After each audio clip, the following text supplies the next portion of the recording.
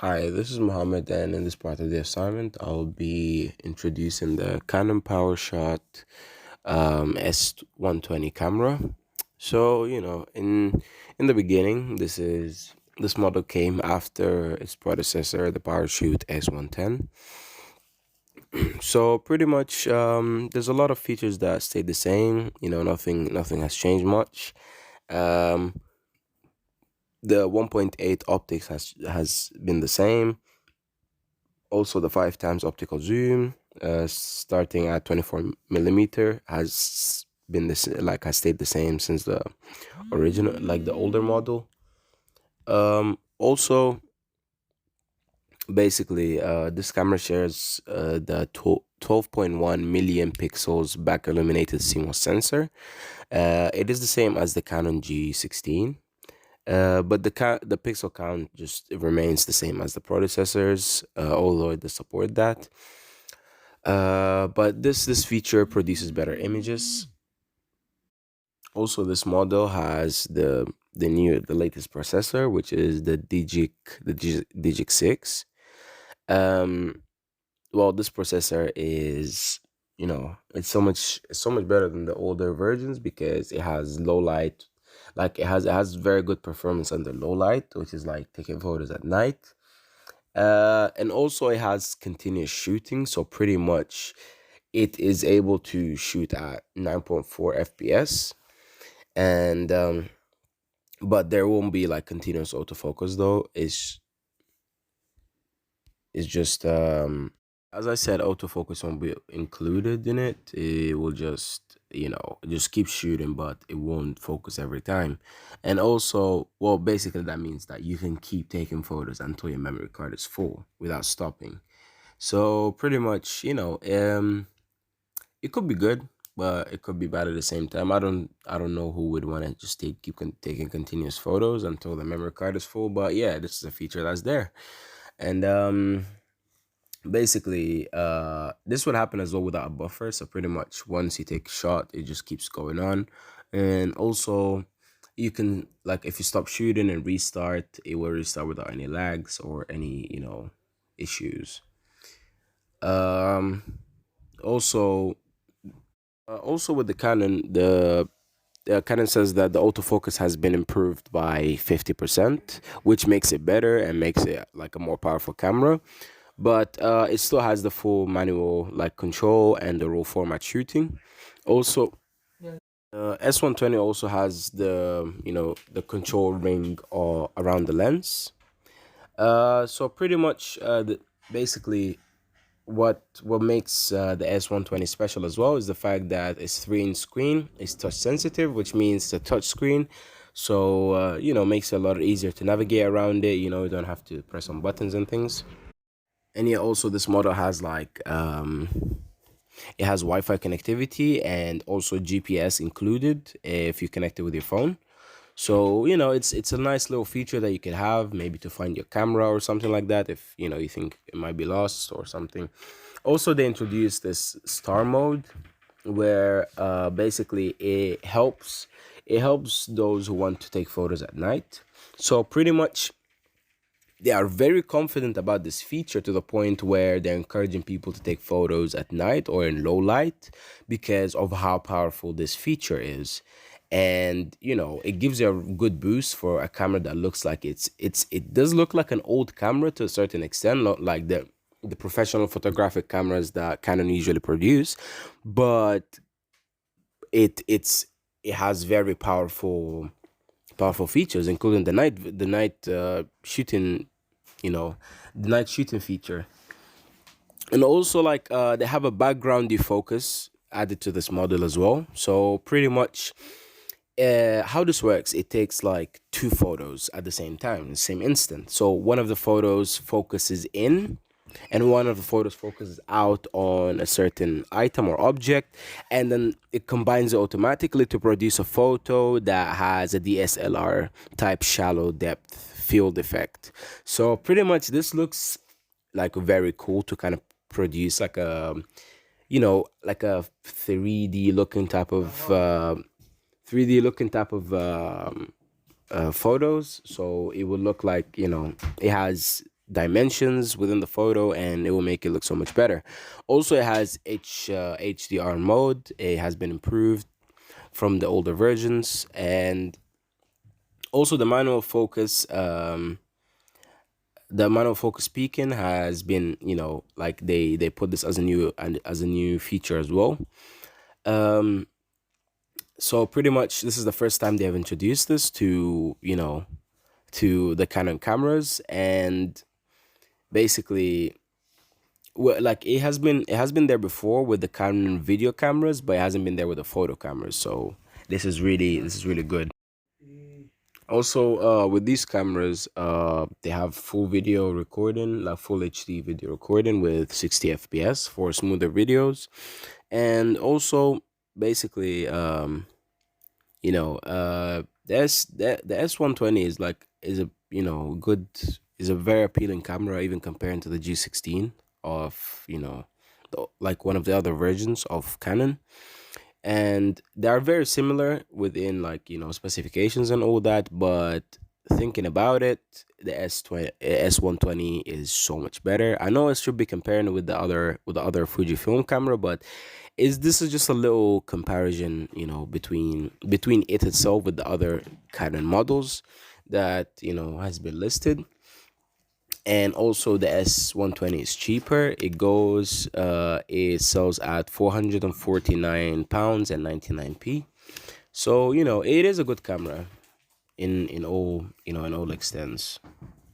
For all these features and that price, it's a very nice camera. And also how it's so small and mobile, you can just put it in your pocket, take it around anywhere and just film with it, rather than the usual big cameras for a Canon, with the lenses and the stands and all that. So pretty much it is a very nice camera. Like it's worth it. It really is worth it.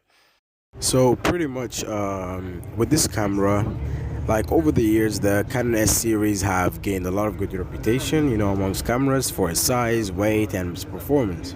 Also, like, the colors within the camera are pretty natural and well saturated, and it kind of eliminates the factor of, like the colors being overly vibrant. Skin tones are particularly pleasing, like they're really well done. Um, Basically, you also have an option to boost the colors if you want by the My Color options in the function menu. Also, keep in mind the fact that these can be used even if you're not using raw format. If you're not using different format, you can still be able to use those. So it's a pretty good feature.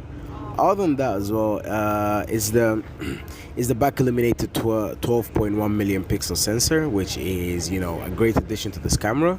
It makes its quality way better, especially in low light. As I said before, low light performance, it boosts up quite well.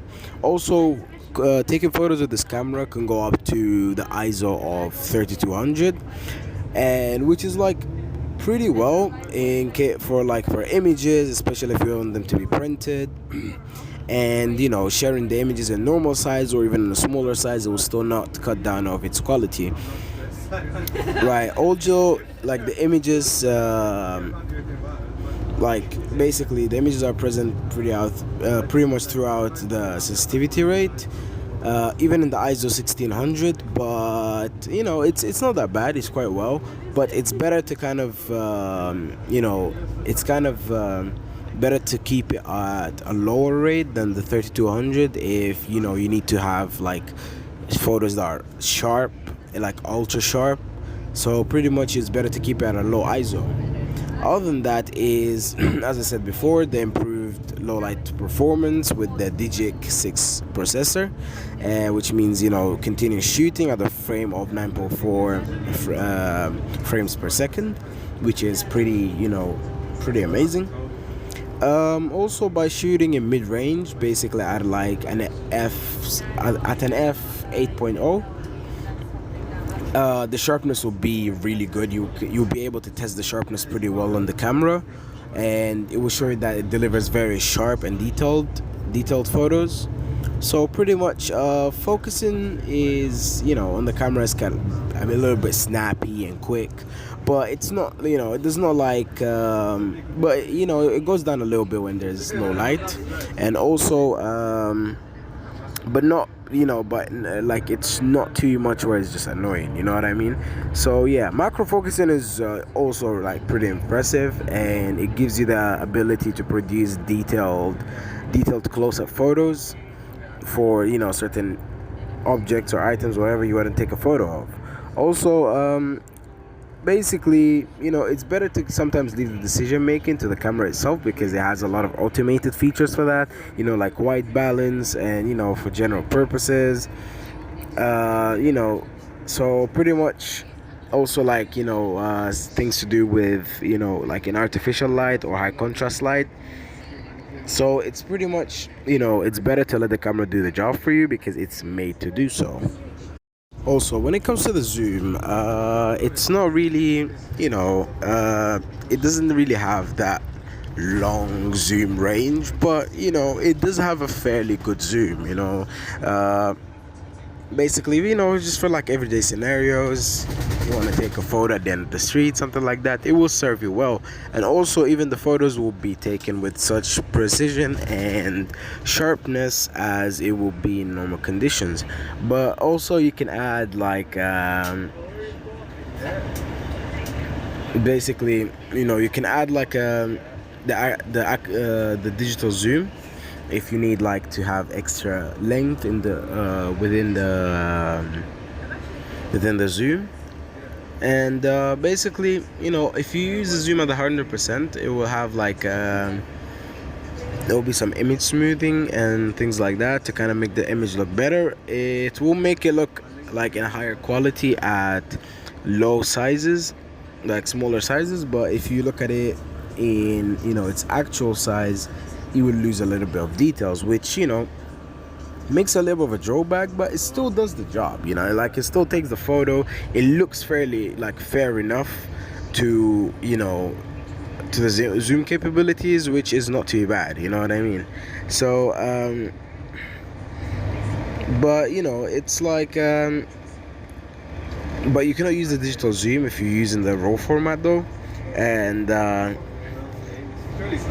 also, so pretty much you have to like crop the image before production to kind of keep it like the raw format or raw file. So just keep it how you want it to be.